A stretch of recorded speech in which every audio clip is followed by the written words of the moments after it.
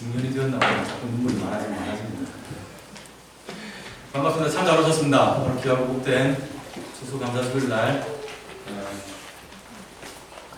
꿈꾸는 교회, 그리고 사랑하는 사람들 교회, 그리고 하나님의 형상교회가 함께 예배를 드릴 수 있도록 은혜 허락하신 하나님께 감사드립니다.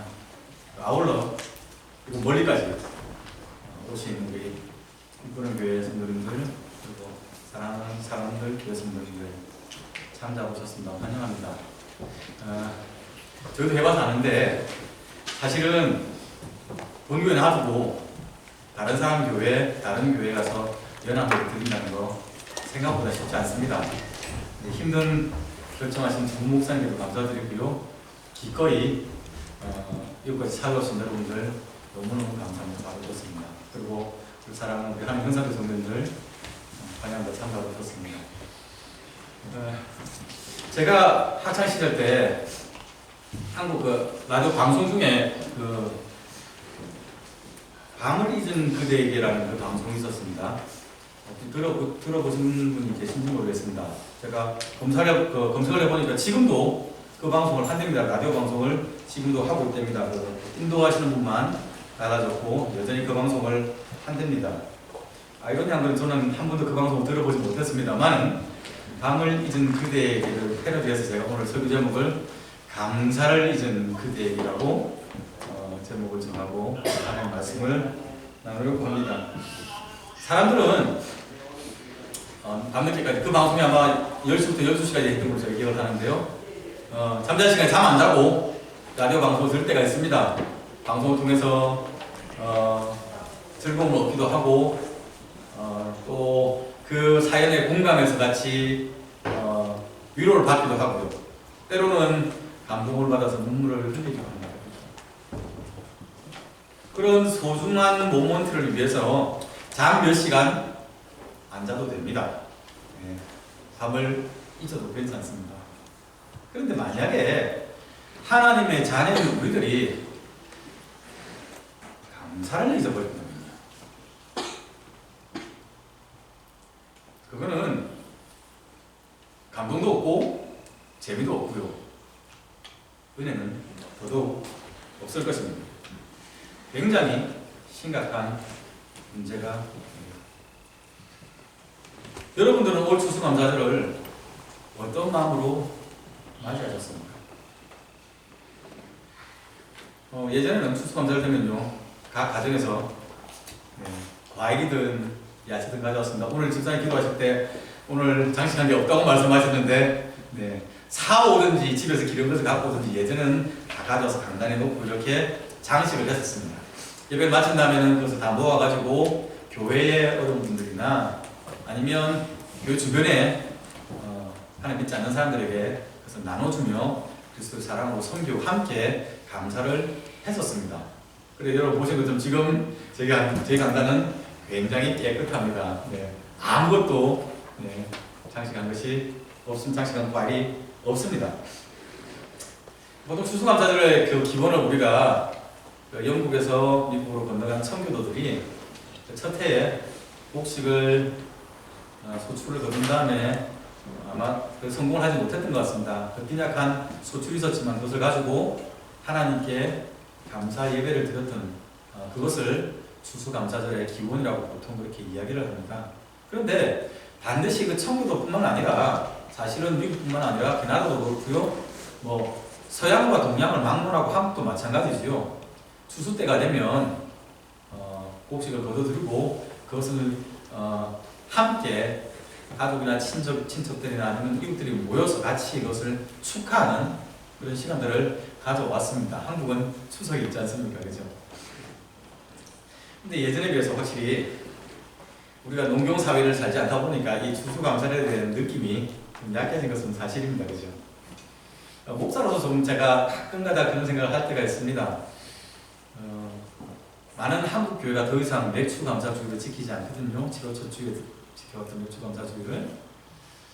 그래서 훗날에 혹시나 추수감사주의도 우리가 잊고 살아가지는 않을까 제가 가끔 염려가 될 때가 있습니다. 비록 우리가 농사는 안 짓지만 우리의 삶 가운데 1년의 사이클 혹은 반년의 사이클 가운데 이런 확실한 결과물들이 있을 것입니다. 하나님께서 베푸신 은혜의 증거들이 우리가 부인하지 못할 것들이 많이 쌓여갈 것입니다. 그것이 생업 가운데 흘렸던 땀의 대가로서 월급이 될 수도 있고요. 학생들의 공부에 성취될 수도 있고요. 아니면 기술을 배운 그런 스킬들, 자격들이 많아지는 것일 수도 있습니다. 이 모든 것들을 통해서 우리가 감사의 고백을 하나님께 올려드릴 수 있기를 바랍니다. 출애굽기 23장에 보면 이스라엘 백성들이 지켜야 될 3대 절기에 대한 하나님의 명령이 나옵니다. 하나님 형상교회는 지난주에 이 부분을 잠시 제가 절기가 있습니다 하고 다뤘던 걸 아마 기억을 하실 겁니다. 맥추절의 절기가 있죠.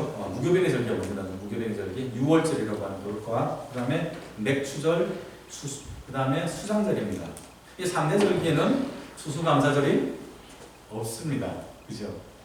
잘 아시는 것처럼 무교병의 절기 6월절은 하나님께서 이스라엘 백성들을 이집트에서 구원해내신 하나님의 구원 역사를 기억하며 감사하는 절기가 이 6월절, 무교병의 절기.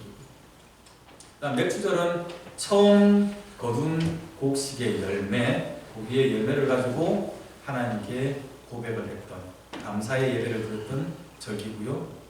이것은 일반적으로 볼 때 그 이후에 첫 소득 이후에 소출 이후에 계속 이어질 하나님의 은혜, 장래에 부어질 소망에 대한 기대의 제사라고 해석을 할 수 있습니다.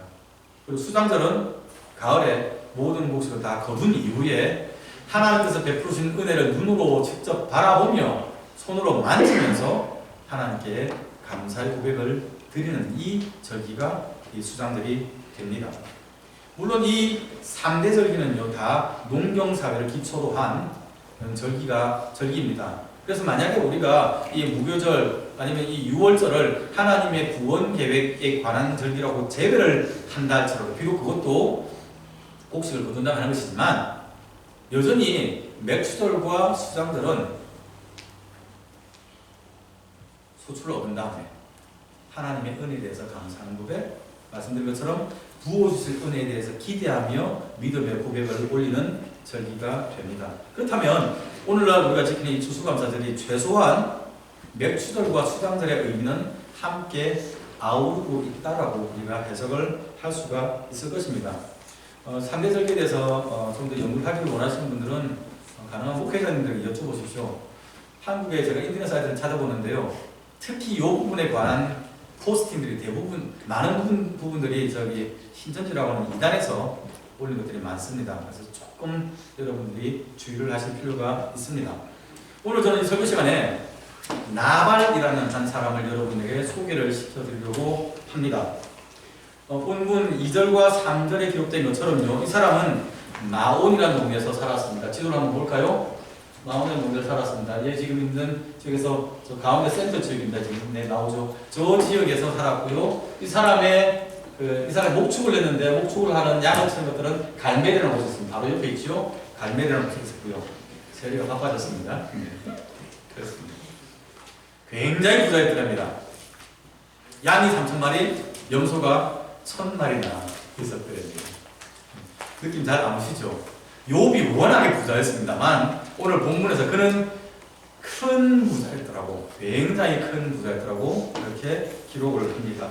게다가 총명하고 미모가 아주 뛰어난 아름다운 아비가일이라는 여인을 아내로 맞이하여서 가정을 꾸리고 있었고요.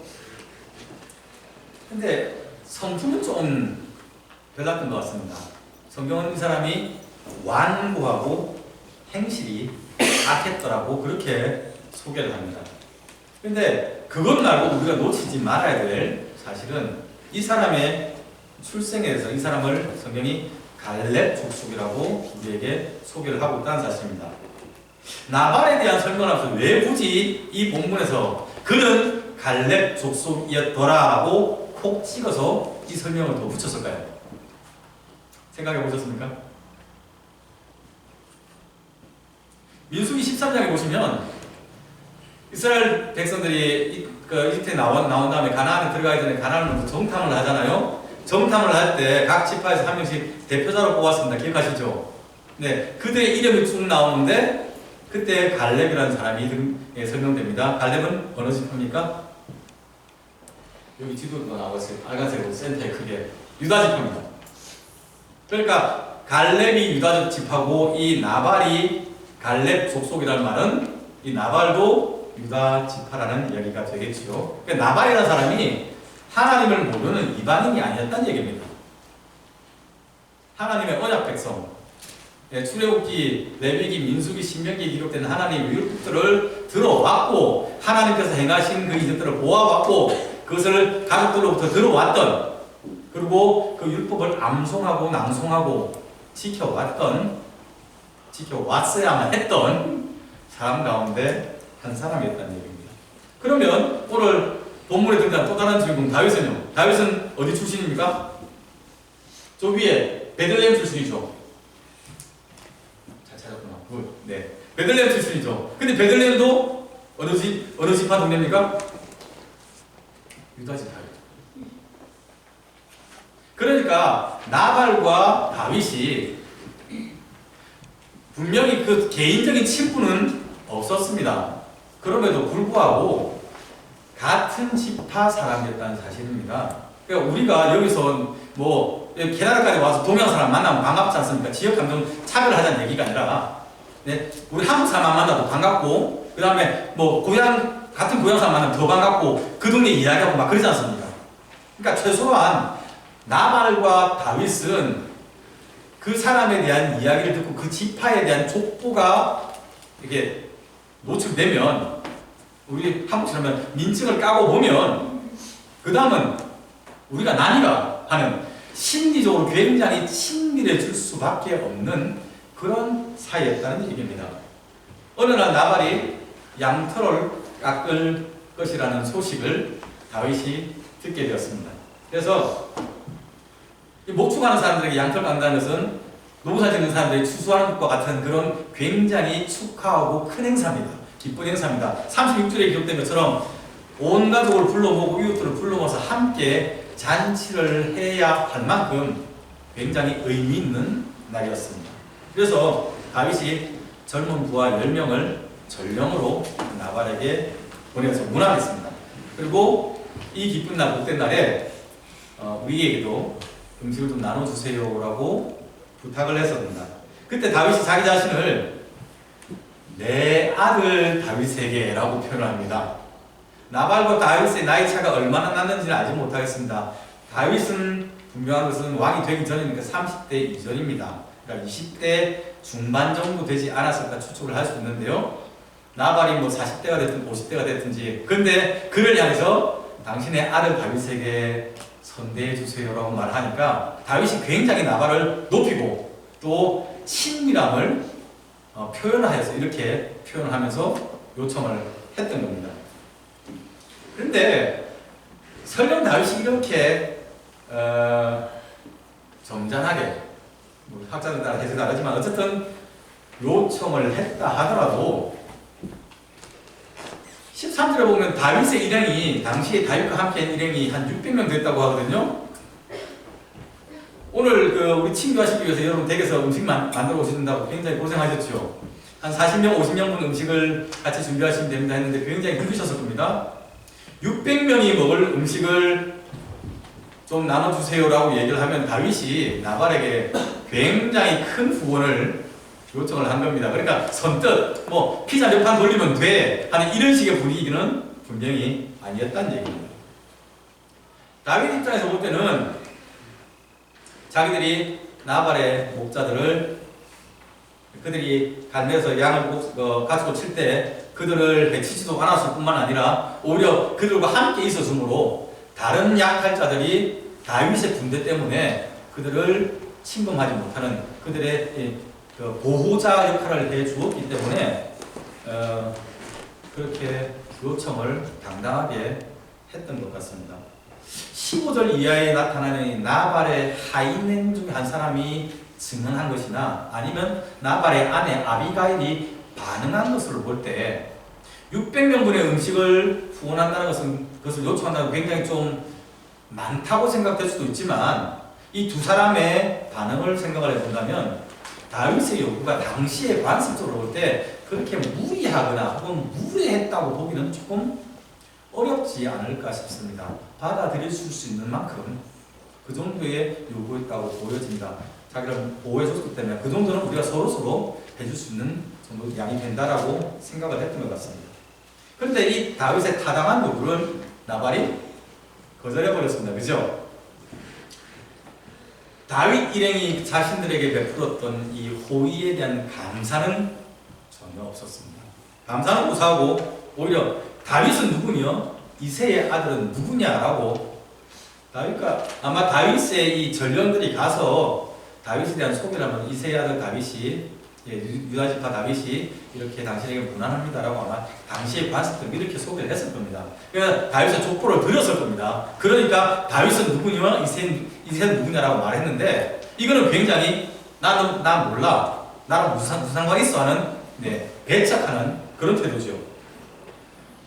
배척한 정도가 아니라 다윗을 향해서요, 요새 주인의 집에서 도망쳐 나가는 못된 악한 종들이 많더라 라고 다윗을 주인을 떠난 종으로, 악한 종으로 모욕까지 했다는 얘기입니다. 그런데 뒤집어 생각을 해보면 나발이 다윗이 사울을 피해서 도망 다닌다는 이 처지를 알고 있었다는 얘기입니다. 그렇죠?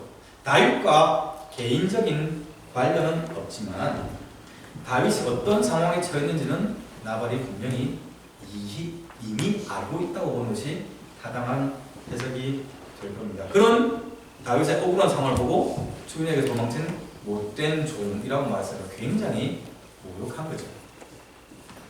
자기 자신을 지켜준 다윗 일행에게 내 종들에게 줄 음식을 나눠줄 만큼 우리는 가치가 있지 않아, 나에게 의미 있지 않아 라고 대놓고 너는 남하고 선을 그어버린 거죠. 전령이 이 사실을 다윗에게 보고를 한 것 아닙니까?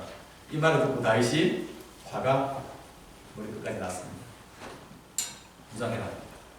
그래서 600명의 자기들 동료들 가운데 400명이 칼을 들고 나발과 그 온 가족들을 다 몰살시켜버리겠다고 출전을, 전쟁터를 나가게 됩니다. 그 이후의 사건 여러분 잘 아시는 것처럼 아비가일 극적으로 다윗을 만나가지고 사죄를 하고 마음을 풀어주고 그건 굉장히 현숙한 얘기 맞습니다. 하나님의 섭리를 이 언급을 해버렸습니다. 그래서 다윗이 사람들을 살육하는 그 난행을 저지르지 않게 막게 되었지요. 그리고 나발은 여호와께 벌을 받아서 죽고 말았습니다. 자, 여기까지 여러분이 잘 아시는 본문의 배경이 되는 겁니다. 자, 그러면 오늘 우리가 이 본문을 살펴볼 때 특별히 기억해야 될 거죠. 나발이 어느 지파 족속이요? 유다 지파 족속이요. 갈렙의 후손이었습니다. 아까 말씀드린 것처럼 이 사람은 하나님의 율법을 아는 이스라엘 민족이었습니다. 36절 보면요, 그가 자기 집에 가족들을 위하여 잔치를 베푸는데 왕의 잔치와 같이 크고 성대한 잔치를 베풀었더랍니다. 그럼 우리가 이 사실을 통해서 이 나발의 퍼스널리티에 대해서 우리가 좀 더 이해를 할 수 있습니다. 최소한 이 사람이 자기 가족들에게 돈 안 아끼고 아낌없이 먹을 것과 입을 것과 이런 것들을 제공을 하는 그 정도의 사람은 된다라고 우리가 볼 수 있습니다. 뭐 독하게 얘기를 하자면 그게 아니고 이 사람이 원래 허영심이 많아서 왕도 아닌 주제에 왕과 같은 엄청난 잔치를 벌였다라고 해석을 할 수도 있지만 글쎄요, 그냥 굳이 그렇게까지 해석을 할 의미는 이유는 없을 것 같습니다. 어쨌든 자기의 가족과 자기의 가축을 치는 목자들에게 음식을 나눠줄 수 있을 만큼은 그것도 넉넉히 풍성한 음식을, 화려한 음식을 나눠줄 수 있을 만큼 이 사람이 다른 사람을 대하는 데 있어서는 마음이 넉넉했다고 볼 수 있을 것 같습니다. 그런데 나발의 입장에서 내가 좀 잘 먹이고 잘 챙긴다라고 말을 할 수 있을지 모르겠지만 나발을 바라보는 나발의 주위 사람들, 종들이나 아내의 시선은 나발이 바라보는 자신의 모습과는 좀 갭이 생각보다 컸던 것 같습니다. 17절 이후를 보면요, 이 나발의 종이 자기 주인 나발에 대해서 설명을 하면서 우리 주인은 불량한 사람이고요, 더불어 말을 할 수 없는 사람입니다 라고 그렇게 이야기를 합니다. 아까 우리 살펴본 것처럼 3절에서는요, 그가 완고하고 행실이 악했더라고 그렇게 설명을 하고 있죠. 25절에 보면요, 그의 아내가 다윗에게 이야기를 하면서도 그렇게 이야기합니다. 그는 불량한 사람입니다 라고 남편은 그렇게 평가를 합니다.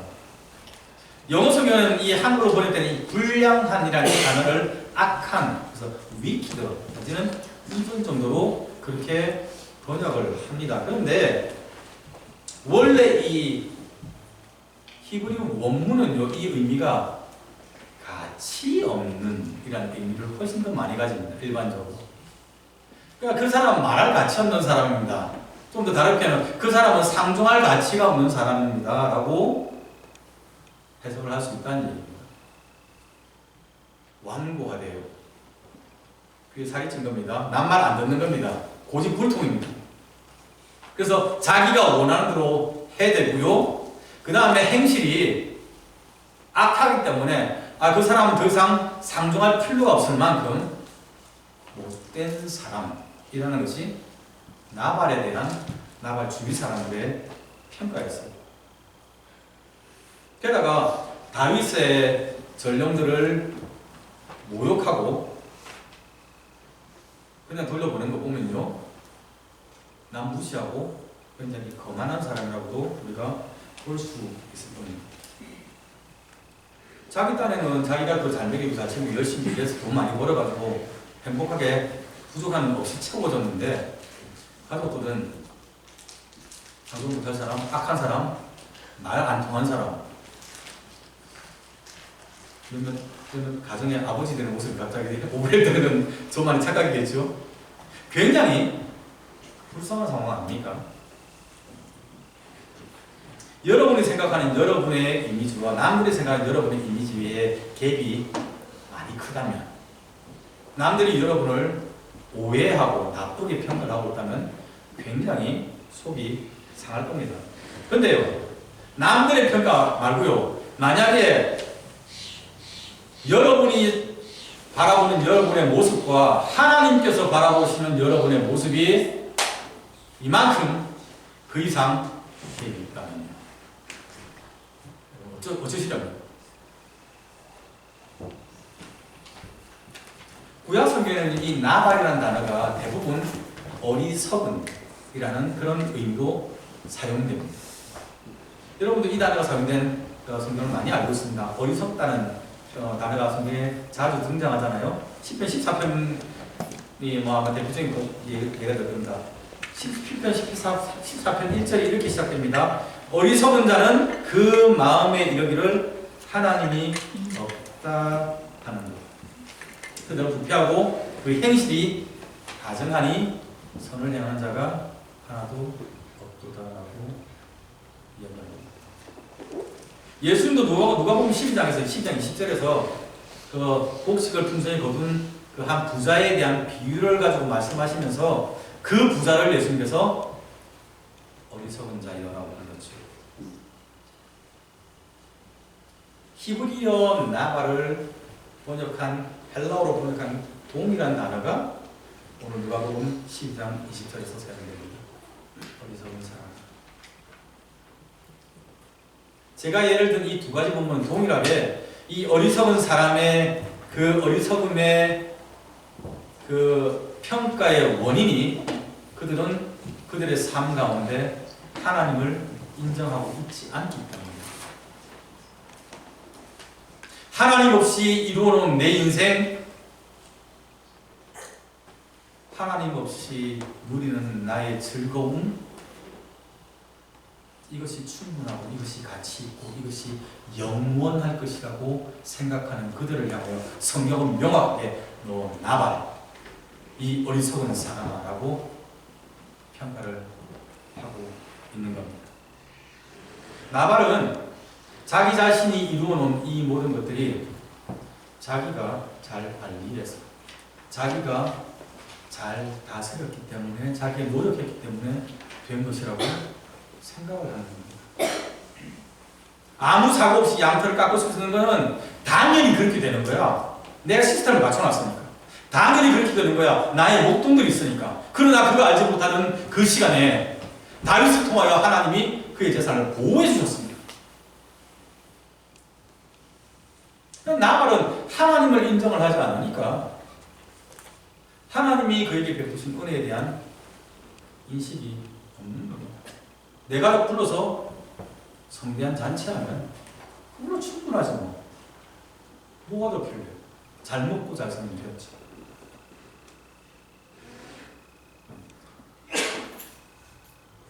이 자리에 계신 여러분 가운데, 저나 여러분 가운데 어느 누구도 목사님 왜 이러세요? 저는 나발 받지 않습니다. 저는 하나님을 인정합니다. 어떻게 제가 하나님을 부인할 수 있겠습니까? 하나님을 인정하지 않는다고 말할 수 있는 사람은 아무도 없을 것입니다. 그러나 이 감사의 절기에 여러분 한번 우리 생각해 볼 필요가 있지 않을까요? 우리는 지금 하나님의 은혜를 늘 인식하면서 살아가고 있습니까? 여러분 삶 가운데 베푸신 하나님의 은혜에 대한 감사의 고백이 여러분 계속 이어지고 있습니다.